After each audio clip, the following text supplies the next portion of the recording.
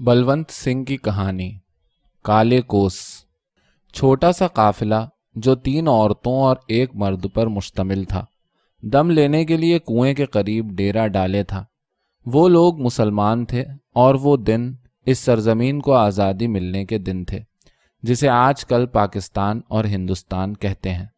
मर्द 32 या 33 बरस का गरांडील शख्स था।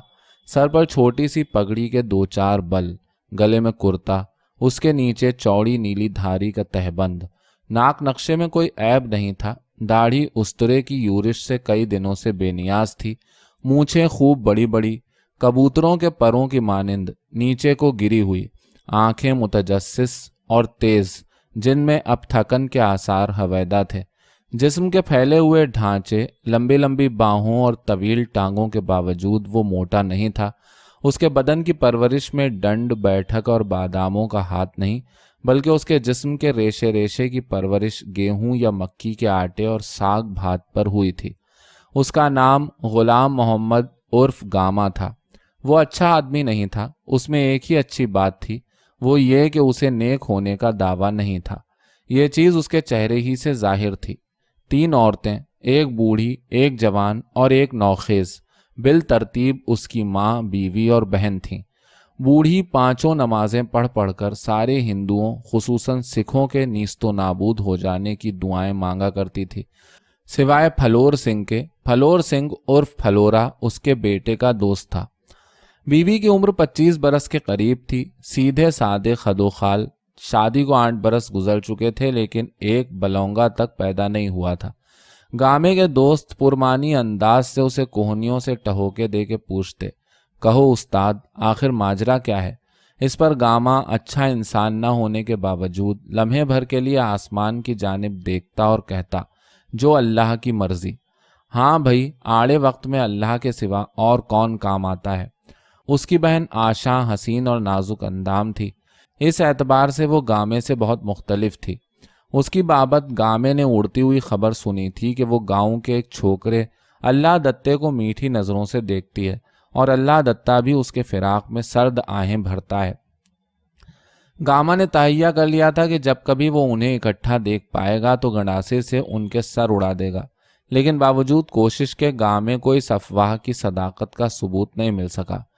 4 नाखुश इंसानों का ये खानमा बर्बाद काफिला पियादा पाकिस्तान को जा रहा था।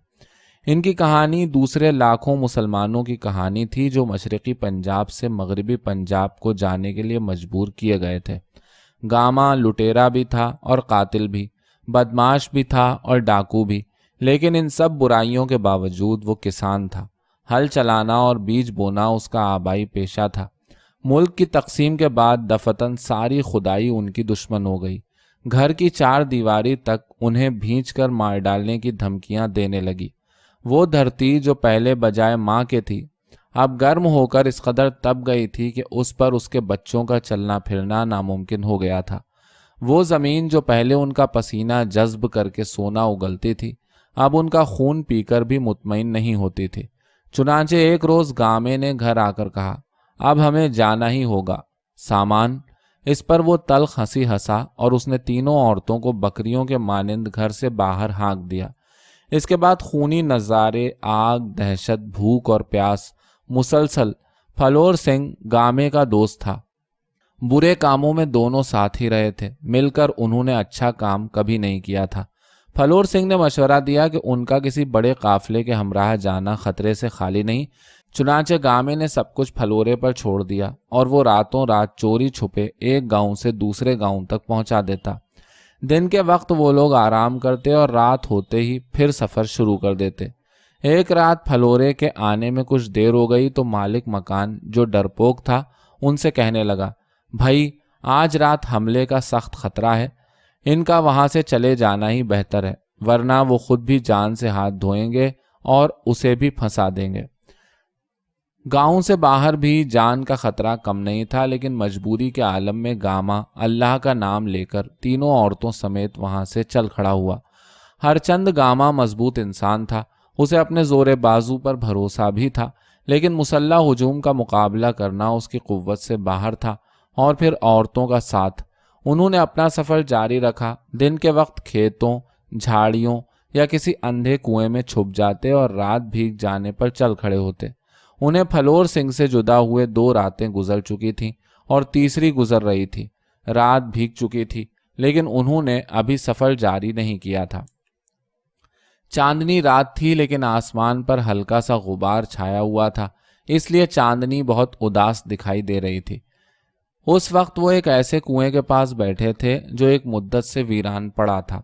कुएं की मेंढ गिर चुकी थी। 2 कच्ची दीवारें इस अम्र की गवाह थीं कि कभी यहाँ भी रहट की रौं रौं सुनाई देती होगी। शायद अलगोज़ों की ताने भी उड़ती होंगी और चंचल कंवारियों के नुकरई कहकहे भी फिजा में गूंजते हों। यह मकाम सतह ज़मीन से कदरे बुलंद था। गामा सर उठाकर दूर दूर तक निगाह दौड़ा रहा था। वो अंदाज़न मगरिब की जानिब बढ़ रहे थे, लेकिन उन्हें इसका कोई इल्म नहीं था कि इस वक्त वो कहाँ हैं और पाकिस्तान की हुदूद से कितनी दूर हैं। वो करीब करीब निढाल हो चुके थे। काश फलोरे का साथ न छूटता तो शायद अब तक वो मंजिल मकसूद तक पहुंच गए होते। बूढ़ी माँ के ढीले ढाले चेहरे में झांकती हुई बेरौनक आंखों से हैरत और दरमांदगी का इजहार होता था। अपनी तवील जिंदगी में उसने इस किस्म के वाक़यात देखे न सुने थे। बीवी, भूख, मुसलसल परेशानी और इज्जत व आबरू के खौफ से बिल्कुल निढाल हो चुकी थी। उसका सर ढलक कर दीवार से टिक गया था। आशा वो निस्बतन ताज़ा दम थी। एक तो खैर उम्र का तकाजा था और फिर शायद उसे ख़तरे की अहमियत और नौयत का पूरा पूरा एहसास भी नहीं था। उसके बोझल बालों ने झुककर उसके चेहरे के बहुत बड़े हिस्से को ढांप रखा था। अलबत्ता उसके नाजुक लब, तरशी हुई हसीन नाक और घनी भवें साफ दिखाई दे रही थीं। फीकी चांदनी ने उसकी सूरत को ख्वाबनाक बना दिया था। बैठे बैठे गामा सोचने लगा, मुमकिन है आशा और अल्लाह दत्ते वाली बात दुरुस्त हो। अब इस किस्म के ख्याल से वो नाखुश नहीं हुआ। नन्ही मुन्नी भोली भाली फाख्ता सी बहन कभी कभार उचटती हुई नज़रों से भाई की जानिब देख लेती और फिर आंखें झपका लेती। वो बचपन ही से भाई से सख्त डरती थी, ताहम वो अक्खड़ भाई की सलामती के प्यारे प्यारे सोज भरे गीत गाया करती। दफतन हवा चलने लगी। पीपल की पत्तियों ने तालियां बजा बजा कर गामे को चौंका दिया। वो उठकर खड़ा हो गया और बोझल आवाज में बोला, अब हमें चलना चाहिए। औरतें कुछ तामुल के बाद घुटनों पर हाथ रखकर उठ खड़ी हुईं। उनमें से किसी को भी पता नहीं था कि उन्हें किधर जाना है। सब लोग बोझल कदमों से एक समत को चल दिए। आहिस्ता आहिस्ता चलते हुए वो कुएं से कुछ दूर ही गए होंगे कि गामे के कदम रुक गए। औरतें भी रुक गईं।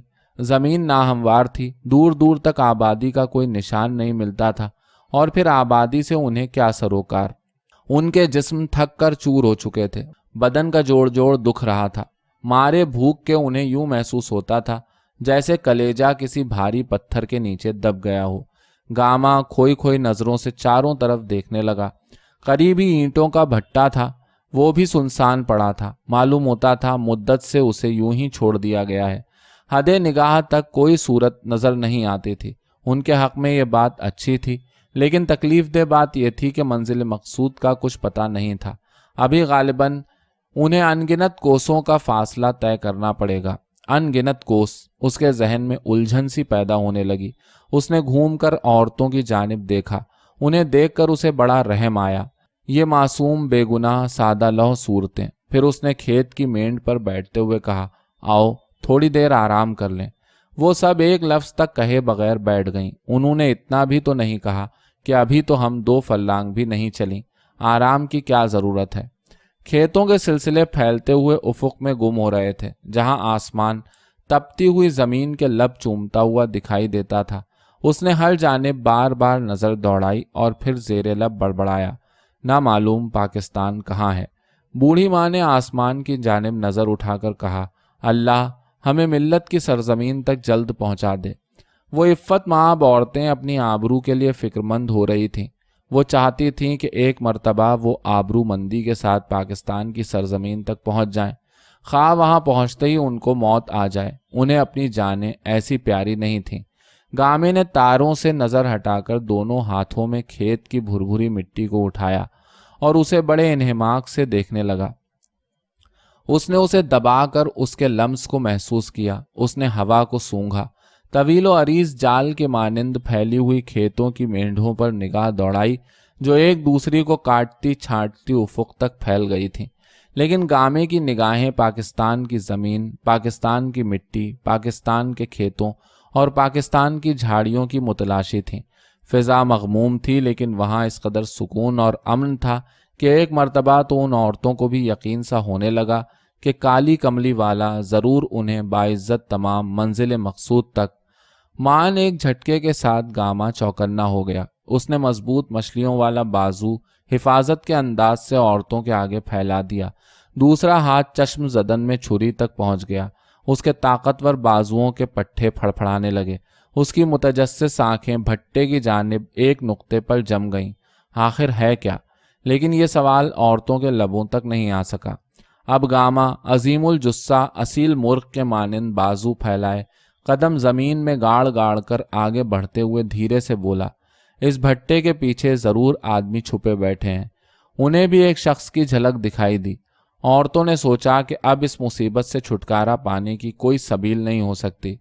चंद लम्हों बाद टूटी फूटी ईंटों और मिट्टी के टीलों के पीछे से एक आदमी नमूदार हुआ। वो सिख था। वो तने तनहा आगे बढ़ने लगा। वो भी गामे के मानिंद लंबा तड़ंगा शख्स था। हरकातो सकनात से वो भी शरीफ इंसान दिखाई नहीं देता था। उसके पीछे और कोई नहीं था। शायद उसके साथी भट्टे के पीछे छुपे बैठे थे। वो कदम ब कदम आगे बढ़ रहा था। गामा रुक गया। धुंधली रोशनी में वो साया करीब से करीब तर आता गया, यहाँ तक कि गामे के आसाब का तनाव नुक्ता उरूज तक पहुंचकर दफतन सिफर पर आ गया। गालिबन नहीं, यकीनन नौवारिद फलोरा था। और फिर निस्बतन बुलंद नारों से उन्होंने एक दूसरे का इस्तकबाल किया।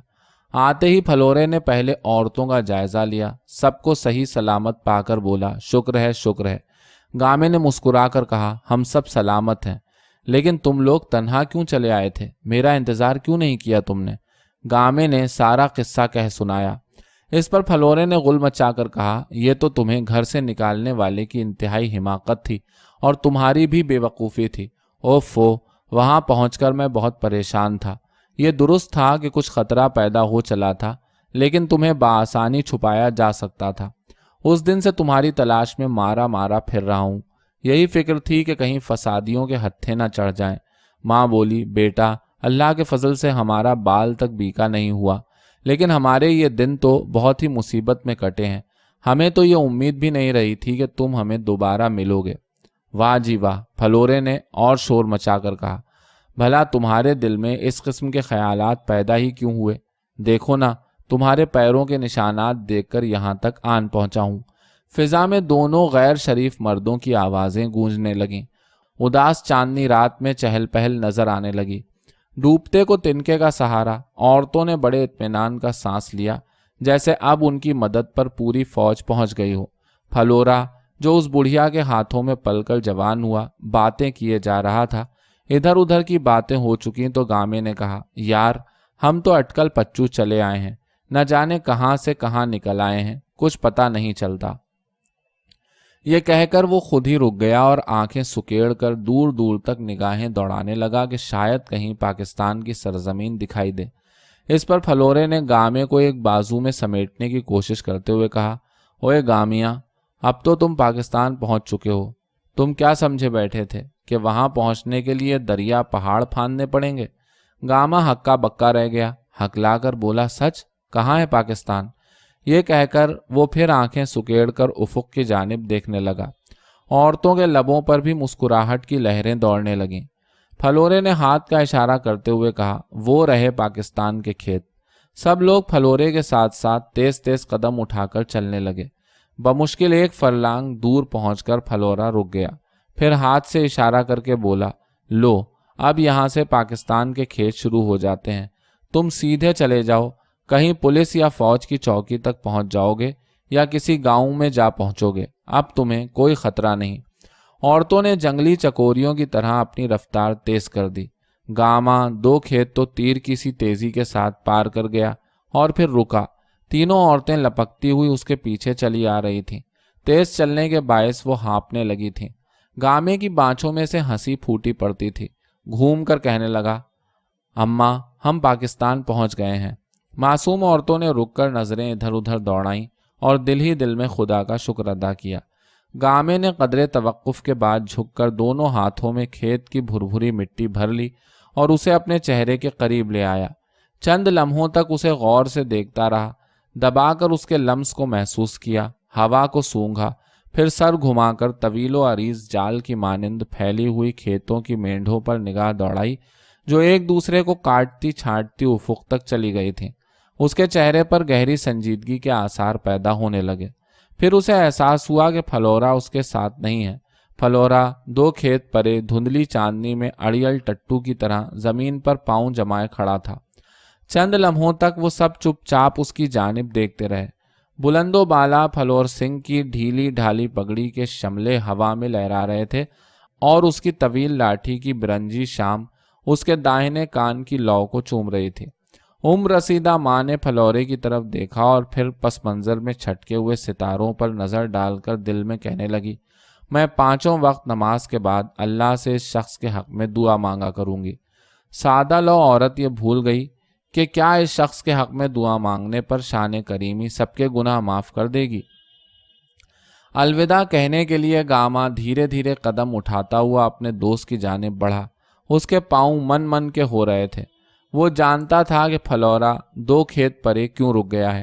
جب دونوں قریب قریب کھڑے ہوئے تو قد و قامت اور ڈیل ڈول میں دونوں برابر تھے۔ فلورے کے پرخشونت چہرے پر بھدی سی مسکراہٹ پیدا ہوئی، جیسے وہ کہہ رہا ہو، گامے تم سرزمین پاکستان سے مجھے ملنے کے لیے واپس آئے ہو۔ گاما نے اپنے بلند قد کو اور بھی بلند کیا اور ایک مرتبہ پھر اپنے سامنے کھڑے ہوئے کڑیل کسان سے آنکھیں ملائیں۔ اس کی گھنی مونچھیں متحرک ہوئیں۔ اس نے فلورے کا چوڑا چکلا ہاتھ اپنے ہاتھ میں لے لیا اور پھر جیسے اس بات میں سر ہلاتے اس نے بھرپور مردانہ آواز میں جواب دیا، آہو فلوریا۔